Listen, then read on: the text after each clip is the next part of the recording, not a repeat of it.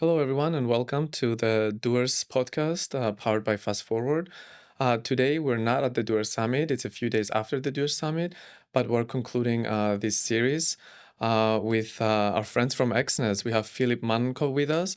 He's the global head of talent acquisitions at Exness, and we're going to discuss, how top employers like Exness build talent where they operate. Philip, welcome. Kalimera, everyone. So first of all, how did you enjoy the Doers Summit? Oh, it was massive. It was massive. A lot of people, partners, companies, a lot of content. So we are proud to be a big sponsor there every year and interact with a lot of people who went through our booth. Yeah, and every year it's growing and growing. So you represent Exness, and which is an international employer. And when people hear the term international employer, they usually think about size, office locations, global teams.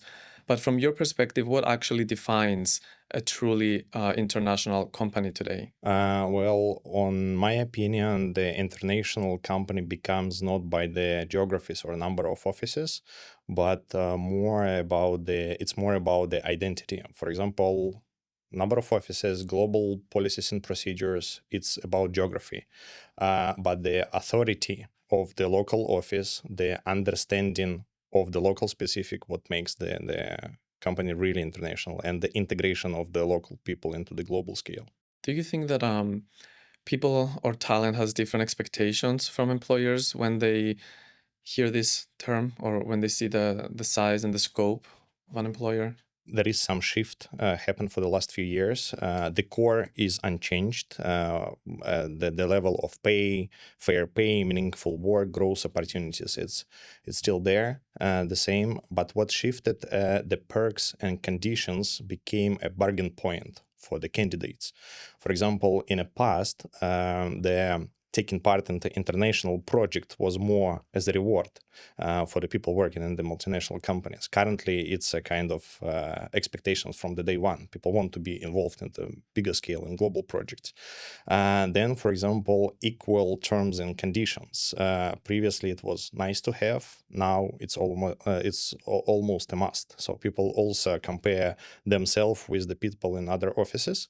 So I would say that the shift is in the baseline, but not in the values. As a company that, if correct me if I'm wrong, doesn't necessarily operate in the Cyprus market.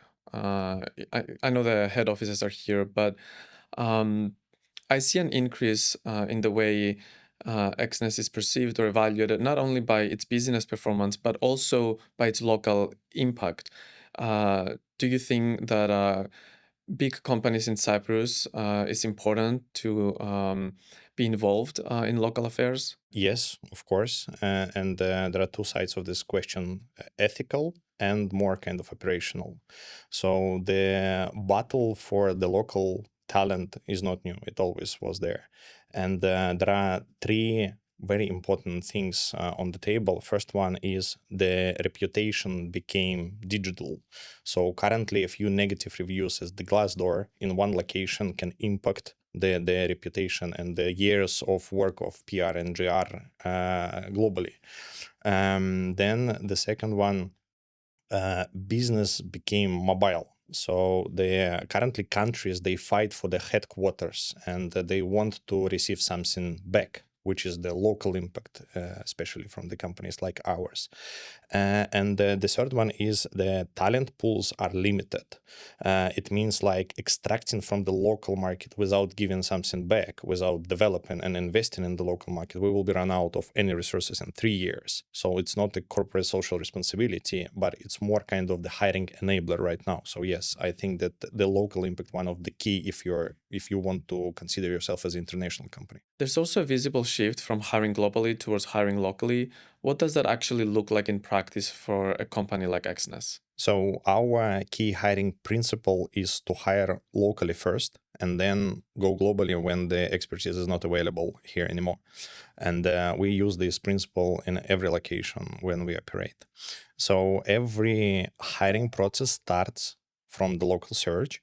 And also we do support multiple kind of local activities, like for example in Cyprus, Minds in Cyprus, where the returnee program that we are taking part in, when the strong Cypriots who got an education and expertise abroad, we try to bring them back. We offer them a very competitive and attractive conditions. So we make math work for them to live here.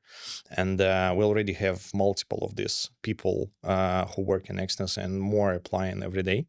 And also we do the internship program every year in Cyprus. So from 20 to 40 interns every year join us from the biggest universities of Cyprus, and after this they return to our company as the employees in years. And basically why we do this all, and answering your question, because we believe that we need to invest into the local market to grow this talent pool and talent base, because if every company will be just attracting people abroad, it will be kind of just a transfer point for them, but we need something sustainable locally. I'm very pleased to hear that. But do you think you can balance or maintain global standards um, while still adapting to local realities? Yeah, definitely. Adapting to the local realities is again the success factor of the international operations.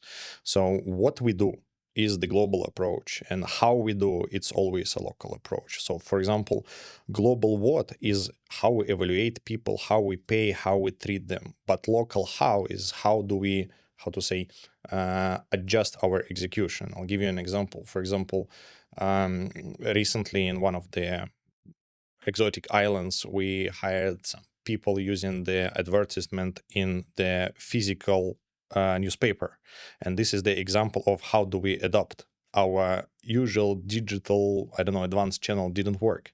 And the same in Cyprus. So we do understand, we try to understand the local community, the how to say the patterns of the and the behavior of local candidate, and definitely adjust our approach here. So, in your opinion, what are some mistakes companies make when entering a new country from a talent and a culture perspective? Mm. I like this question because we learned a lot of lessons from such mistakes ourselves.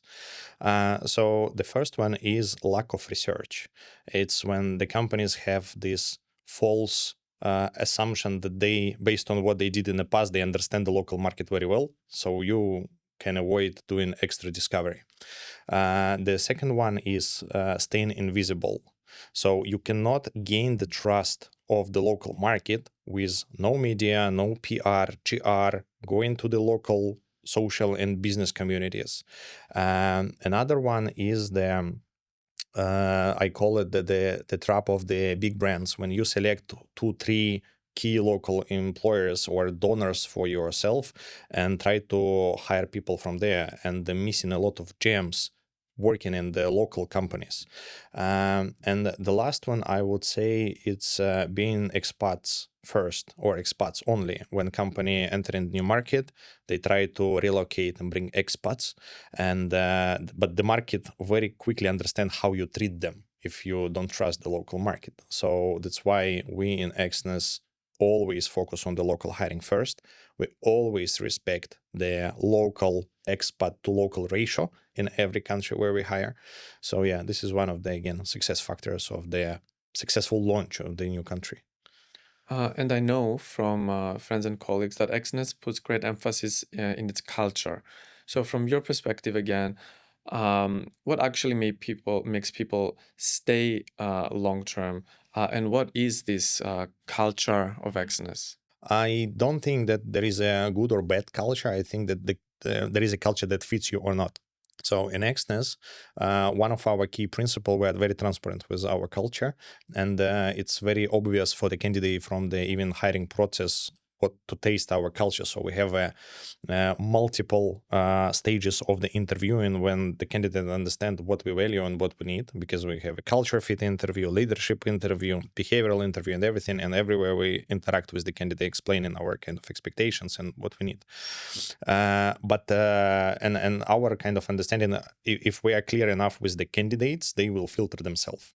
We try to talk openly about something that uncomfortable for the people. For example, we're office first. They will be working in the high load sometimes. Sometimes it will be they will work under pressure and everything. But at the same time, the pluses and minuses are this. So the culture is meant in Exness is the people first. So everything what we do, we always have the understanding what our people kind of value and what motivates them and how to grow their, how to say, strive to the better performance. So, you talked about workload. I'm sure it's high stakes. It can get very busy and stressful sometimes. But at the same time, do you think it's important to create environments where people feel they can grow personally, they can grow professionally, they can feel safe? Yeah, I think that this personal growth for us it's equally important with professional growth, and I would say currently it's the hygiene factor of the market at all. Like 20 years ago, no one was talking about the psychological safety in the working environment. For example, currently, if you don't have this safety, you have no workforce. So to be honest, when we, for example, design our benefits and perks package, we think like how person will be, what will the person gain, and how he will develop personally in 5 years after working with us, because we are going with these people for the long term. I mean, we expect that every people who join Exness, they will become our future leadership and everything. So that's why we believe that the, how to say, unlimited access to sport, to personal doctor, or even the opportunity to take a sabbatical if you're kind of burnt out or tired of work for 6 months to recover and get back energized, will make you a better person, I don't know, partner, friend, and thinking buddy for somebody in future. So that's why we put a lot of attention for it. So let's open it up. Let's move out of Exynos and talk about Cyprus in general. Um, what potential do you think Cyprus has in becoming a stronger international business and talent hub over the next decade? Cyprus is already a very remarkable point in the global IT landscape. And I'm saying this as a person who leads the function, who talks to the thousands of candidates yearly. So we do understand what is the perception. So it's already, again, remarkable. I'll repeat myself. So the question is not what potential Cyprus has, but how to convert this into the real kind of how to say benefits for the island. So the obvious advantages are the EU membership and access to the European markets, the English language is everywhere, and the very great strategic location between Europe, Asia, MENA, and everything. And it makes this land is very attractive. And but where we can jointly accelerate is to try to invest into building local talent and to how to say to decrease the dependency of the relocations and expats, which is kind of we jointly as the IT community try to do here.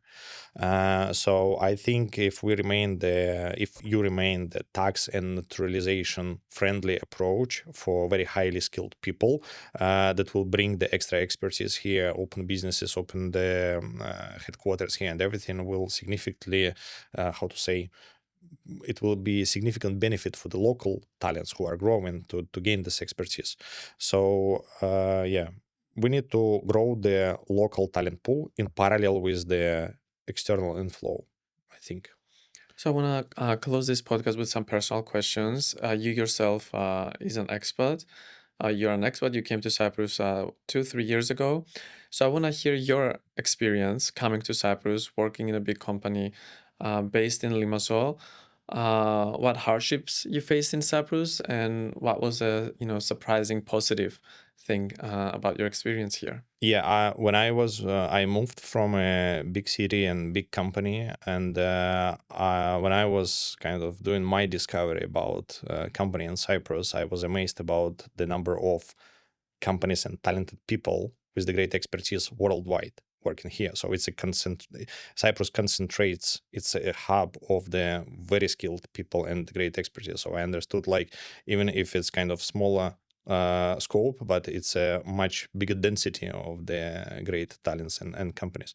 So basically, I it was a challenge to adapt for the size and infrastructure, but you very quickly gain the how to say the inspirational points that change your work-life balance dramatically. For example, I do have much more time now with my family. I can enjoy the great climate, and I have a huge diversity of the different new cultural experiences here.